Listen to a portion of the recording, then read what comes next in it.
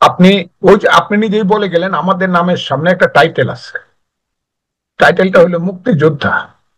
এবং আমি আমার জীবনে যাই হই না কেন মুক্তিযোদ্ধা টাইটেলের উপরে মুক্তিযোদ্ধা আমি, এই যে মানুষ জানে বা আমি নিজেকে না, আমি জানি মুক্তিযুদ্ধে আমি অংশগ্রহণ করেছিলাম, এর চেয়ে গৌরবের কোনো ব্যাপার আমার জীবনে আছে বলে কোনোদিন আমি মনে করব না, যে পদেই আমার আসুক।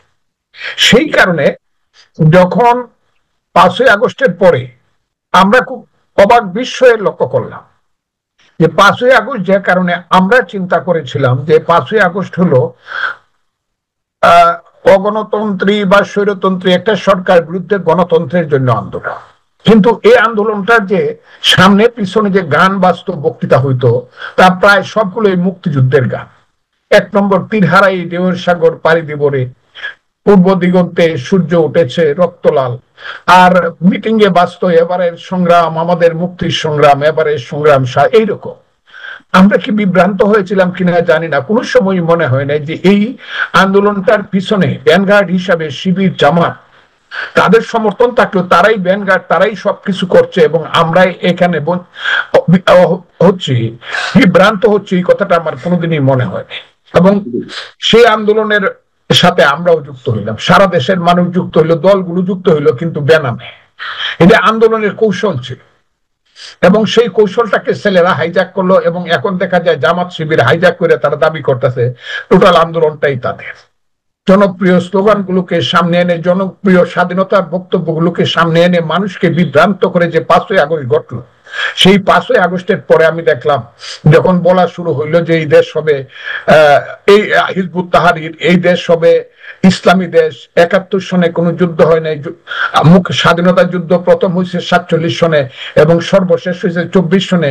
71 সনে ভাইয়ে ভাই একটা ঝগড়া হয়েছে, যে ঝগড়াটার মূলে ছিল পাশের একটি দেশ যার নাম ইন্ডিয়া, যার রাজধানী দিল্লির ষড়যন্ত্রে আমরা ভাইয়ে ভাই ঝগড়া করছিলাম। যে এইটা কোনো যুদ্ধ হয় নাই, যারা যুদ্ধ করছিলেন অস্ত্র হাতে তারা আল্লাহর কাছে মাপ চান।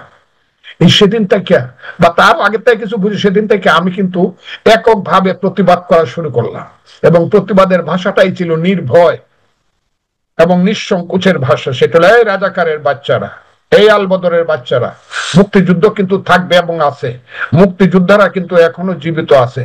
আমার মতো হতবাগা ফজলুর রহমানরা 78 বছর বয়সে জীবিত আছি, পারলে গুলি করে মারো, কিন্তু মুক্তিযুদ্ধের বিরুদ্ধে 71-এর বিরুদ্ধে কোনো কথা বললে আমি তাদেরকে রাজাকারের বাচ্চা আলবদরের বাচ্চা বলবো। এই কিন্তু শুরু হইল মুখপাত্র। এবং সবচেয়ে বড় সর্বনাশা সত্যি হলো যে ছেলেগুলোকে আমরা মনে করেছি এরা জাতীয় বীর, এরাই বাংলার ফিডেল ক্যাস্ট্রো, যাদেরকে আমরা মনে করেছি, সেই সব ছেলেরা ট্রেন বাই জামাতে ইসলাম এবং কালো শক্তি যে কোনো জায়গা থেকে যে কোনো সময়ে, আমার ধারণা 5 থেকে 7 বছরে তাদেরকে জামাত এবং ইউনূস সাহেব ট্রেন করেছে। ওই যে মিটিকুলাস, এখন তো আমি ইংরেজিটা শিখে ফেলছি, আগে তো বলতে পারতাম না। ওই যে প্ল্যান, ওই প্ল্যানটা যে ইউনূস সাহেবের মাধ্যমে জামাতরা করছে, সেই মহারাজার বাচ্চা জমিদারের বাচ্চাদের এখন শত শত কোটি টাকা। এই এদের এখন টাকা হলো এদের কাছে সাদা কাগজ, এরা এখন ডলারে সম্পদ গণে, পাউন্ডের সম্পদ গণে। এরা এখন চান্দা চায় 1 কোটি টাকা, 10 লাখ টাকা নিতে গিয়ে আবার ধরা নিচে, আবার 90 লাখ টাকা নিতে গিয়ে ধরা পড়ে, আবার ধরা পড়লে পরে বলে যে না আমরা তো কেউ না, আমরা তো কেউ না, আমাদের সেই মহাজন আছে, সেই মহাজনের নাম হইল এই স্থানীয় সরকার মন্ত্রী, ওনার নাম সজীব ভুইয়া। উনি প্রত্যেক দিন ভোর বেলায় গিয়া হাঁসের মাংস দিয়ে নাস্তা করেন ভোর বেলায়, কারণ রাত্রে নাকি উনার ঘুম হয় না দেশের জন্য। আর ভোরবেলা নাস্তা করতে যদি হাঁসের মাংস না পান, হোটেল বন্ধ হয়ে যায়। উনি সামান্য একটা হোটেল আছে ওই যে গুলশানে, যেখানে নাস্তা করলে 7,000 টাকা লাগে। এই যে অবস্থা চলছে, আমি এদেরকে আমি দুর্নাম করতে, কিন্তু এরা কেন 100 লোককে মারায় আমাদেরকে বৃদ্ধ বয়সে স্বপ্ন দেখায়, আজকে কেন তারা কোটি কোটি শত শত কোটি টাকার মালিক, আজকে কেন আন্দোলনকে বিভ্রান্ত করে বাংলাদেশকে আজকে পরাধীন করে, ওই পরাধীন কথাটা আমি যে এরা যারা আছে স্বাধীনতা বিরোধী শক্তির এজেন্ডা গুলো বাস্তবায়ন করছে, আর যেহেতু আপনারা এখনো যে কয়জন হাতে গোনা মুক্তিযোদ্ধা বেঁচে আছেন তারা মুক্তিযুদ্ধের পক্ষে কথা বলছে, এই জন্য আপনারা টার্গেটেড হয়েছেন। এবং এই কথাগুলো বলার লোক নাই। পান্না ভাই বলে, উনি অসুস্থ মানুষ, পান্না ভাইও আমার 2 বছরের ছোট, উনি অসুস্থ মানুষ, উনি বলে, সাহস করে বলে, ওনাকে অসংখ্য ধন্যবাদ। আমি একদম সব বলি যা আছে, যে আমার দেশ সেন্ট মার্টিন দ্বীপ থেকে, চট্টগ্রাম বন্দর থেকে, করিডোর থেকে ধরে সব আমার দেশে দিয়ে দিবেন, আর আমরা খালি বলবো বাহ বাহ বাহ সুন্দর করছেন। তার সামনে হইলো ইউনুস সাহেব, মধ্যে হইলো জামাত, এই ছেলে, তার সামনে হইলো ছেলেরা, আর পিছন থেকে অন্ধকারের শক্তি জামাত ইসলাম শক্তি যোগাবে। আমরা মুক্তিযুদ্ধের কথা বলতে পারবো না, যে দেশটা আমরা রক্ত দিয়ে স্বাধীন করছিলাম 30 লক্ষ রক্তে, এবং সেই কারণে আমাদেরকে হুমকি দেওয়া হবে। এখন তো ক্লিয়ার হুমকি দেয়। আমি একটি প্রশ্ন করতে চাই যে আপনি প্রথমে বলছেন যে বঙ্গবন্ধুর ভাষণ বাজিয়ে, দেশাত্মবোধক গান বাজিয়ে মানুষকে এক ধরনের আস্থায় নিতে চেয়ে তারা আন্দোলনের সূত্রপাত করেছিল এবং আমাদের সাথে তারা বিট্রে করেছে, মুক্তিযুদ্ধের সঙ্গে বিট্রে করেছে। সেই জায়গা থেকে কি আমরা এখন দেখতে পাচ্ছি বঙ্গবন্ধুর মৃত্যু বার্ষিকীতে ঢাকা বিশ্ববিদ্যালয়ে ডিজে পার্টি হয় এবং শোক জানাতে কেউ গেলে মানে স্বাধীনতা যুদ্ধের মহান স্থপতি বঙ্গবন্ধুর জন্য কেউ শোক জানাতে গেলে তাদেরকে আক্রমণের শিকার হতে হয়, এই কারণে কি বিষয়গুলো ঘটছে? আজকে বললেন ফুল দিতে দেয় না, বাধা দেয়, ওই কি ডিজে পার্টি করে, এগুলা করে, ওইগুলো হলো ওই যে 1757 সনের 3রা জুলাই মির্জাফরের যে লাইন, এই লাইনের লোকেরা, আমার কথাটা খুব বোঝার চেষ্টা করেন, এরা হলো বাঙালির লাইনের লোক। আর এবং এদের লাইনটা হইলো শেষ পর্যায়ে আইসা গোলাম আজম, নিজামী, মুজাহিদ, জামাতে ইসলাম, নুরুল আমিন, খাজা খয়রুদ্দিন, এই লাইন, এরা হলো এই লাইন। এই লাইন যদি সার্ভাইভ করে তাইলে আমরা ইতিহাসে আপাতত মৃত্যুবরণ করে ফেলছি, আরো করব। কিন্তু আমার ধারণা ইতিহাস এই লাইনকে, বাঙালির ইতিহাস এই এই মির্জাফরের লাইনকে সার্ভাইভ করতে দিবে না। আমি খুব কথাটা খুব দিবেন না। এরা কিছু স্লোগান দিবে, গোলাম আজমের বাংলায় অমুকের ঠাই নাই, ওই নিজামীর বাংলায় অমুকের ঠাই নাই, কিন্তু এদেরকে মানুষ বলবে যে এরা হইলো মির্জাফরের বংশধর, এরা হইলো গোলাম আজম স্বাধীনতা বিরোধীদের বংশধর। এই কথাটা স্বাধীনতা বিরোধী শক্তির একটা আস্ফালন বা তাদের নতুন পরিকল্পনা তো রয়েছে, কিন্তু একটা দৃশ্যমান সরকার, একটা অস্থায়ী নির্দলীয় অন্তর্বর্তী সরকার, তারা কিভাবে এটিকে প্রশ্রয় দিচ্ছে?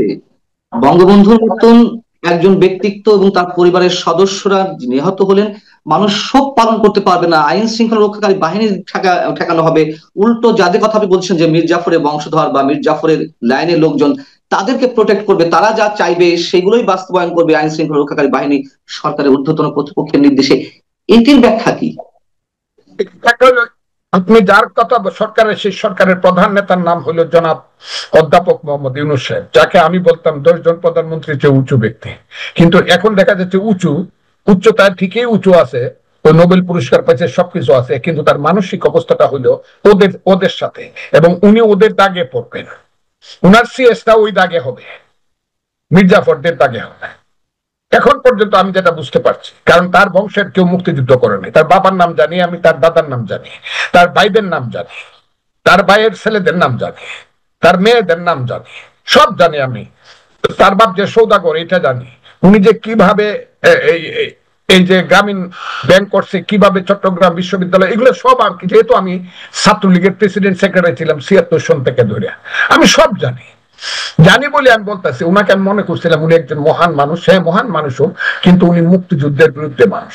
উনি জীবনে কোনোদিন এর আগে শহীদ মিনারে যায় নাই, জীবনে কোনোদিন উনি স্মৃতিসৌধে যায় নাই, জীবনে কোনোদিন উনি বাংলাদেশের মানুষের মুক্তি সংগ্রামের সাথে যুক্ত হয় নাই। উনি এটা আমি মনে করছিলাম, তাইলে উনি মধ্যস্থলে আসে। এখন দেখি না, উনি ইচ্ছাকৃত ভাবে যায় নাই, এবং বাঙালি এবং বাংলাদেশ এবং বাংলাদেশের মানুষের মুক্তি সংগ্রামে তার বিরোধিতা ছিল, মনে মনে অবদান তো ছিলই না। এখন যখন সুযোগ পাইছে তখন উনি নিজে কিছু করেন আর অন্যদেরকে দিয়া কিছু করান, এবং জামাতের উপরে নির্ভর করে উনি করেন। কাজে আমি ওনাকে বলবো, তারা আর ওই যে আপনি বলবেন ওই যে ছেলেপেলেরা, এই ছেলেপেলেরাও জামাতেরই মুখপাত্র, এবং তাদেরকে জামাত ট্রেনিং দিছে বিভিন্ন ভাবে। আমি ওই দিন একটা কথা বলছি যে 4টা ছেলের নেতা বানাইছে ছাত্রলীগের 20 লক্ষ টাকা দিয়া। এর মধ্যে ওই যে মহান ব্যক্তিরা এখন যারা আছে, আমি নাম নাইবা বললাম, 20 লক্ষ টাকা দিয়ে বানাইছে, এবং টাকাটা সাপ্লাই করছে একটা রাজনৈতিক দল। এই যে একটা মুনাফিকি শুরু হয়েছে বাংলাদেশের রাজনীতিতে। বিএনপির ভিতরে ঢুকে আছে অনেক, তাদের খালাতো ভাইয়েরা সব ঢুকে আছে। কাজে এই দেশে তাই হবে।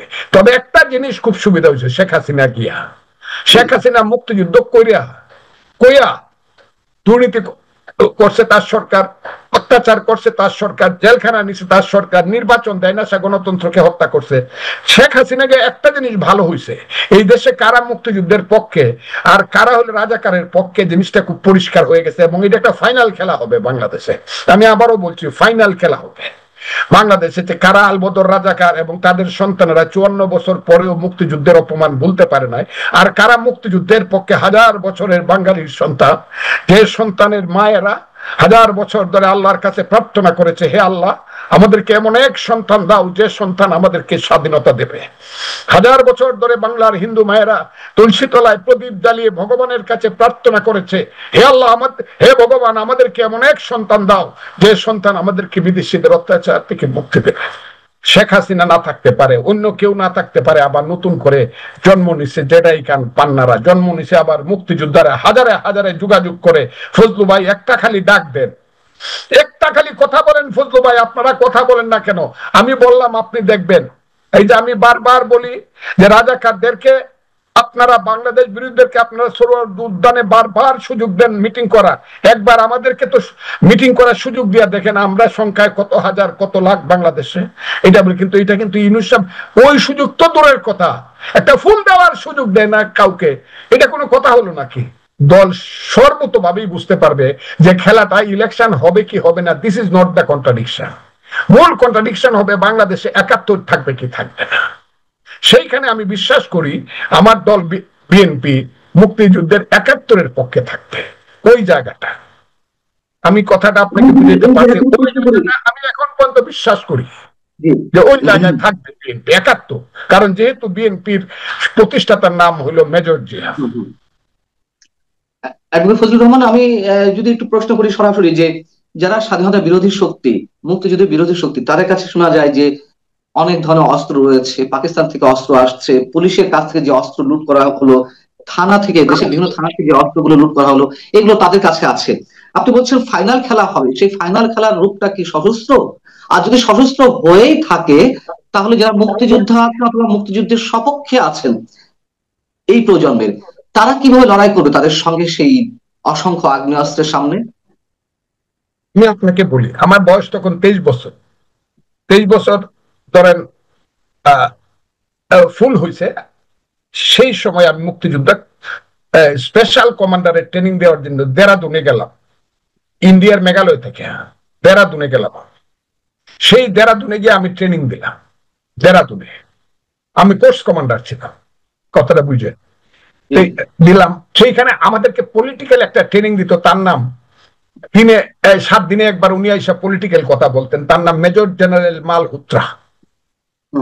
উনি একটা কথা আমাদেরকে আসার দিন বলে দিছিল যে all the leaders of Bangladesh of liberation war commanders, you should know this is not the arms that fights, but the man behind the arms and ideology behind the man that fights.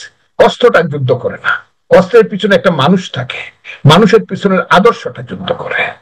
এই রাজাকারের আদর্শ চেয়ে মুক্তিযোদ্ধার আদর্শ অনেক অনেক ভালো, কিন্তু তুলনাহীন। কাজে মুক্তিযুদ্ধ হলো সত্য, রাজাকার হইল মিথ্যা। সত্য জিতেই যাবে। অস্ত্র কার কাছে কত আছে? আমাদের কাছে তো একটা অস্ত্র ছিল না, পাকিস্তানের কাছে তো বিমান থেকে ট্যাঙ্ক পর্যন্ত, ট্যাঙ্কের পর ট্যাঙ্ক ছিল, বলা হতো বিশ্বের শ্রেষ্ঠ যোদ্ধা। তারা তো মাথা নয় 93 হাতে আমাদের কাছে আত্মসমর্পণ করছে, আমাদের জীবন গেছে, কিন্তু শেষ পর্যন্ত জয়লাভ করছে কিন্তু মুক্তিযোদ্ধারা। আমি এখনো বললাম মুক্তিযুদ্ধের কাছে কিন্তু রাজাকাররা পরাজিত। যেদিন আমি একা কথা বলছি আমি কিন্তু মুক্তিযোদ্ধার রাজাকারের বাচ্চারা, সেদিন সবাই বলছে আপনাকে এখনো বলে মাইরে ফেলবে। আমি কিন্তু সরকারের পক্ষ থেকে কোনো ভয় পাই না। সরকার ইচ্ছে হলে আমাকে জেলে নিয়ে যাক, বিচার করে যদি অন্যায় করে থেকে ফাঁসি দিয়ে দেখো, এটা আমার ভয় না। ভয় হইলো আমাকে গোপন হত্যা করার একটা চেষ্টা চলছে। ওই যে বলছি পিনাকির সাথে একটা লোক বসে ওই দিনও বলছে ফজলুর রহমানকে এখন হত্যা করাটাই ফরজ হয়ে গেছে। এই যে ছেলেরা বলতেছে তার উপরে আমরা কি চালাবো, মব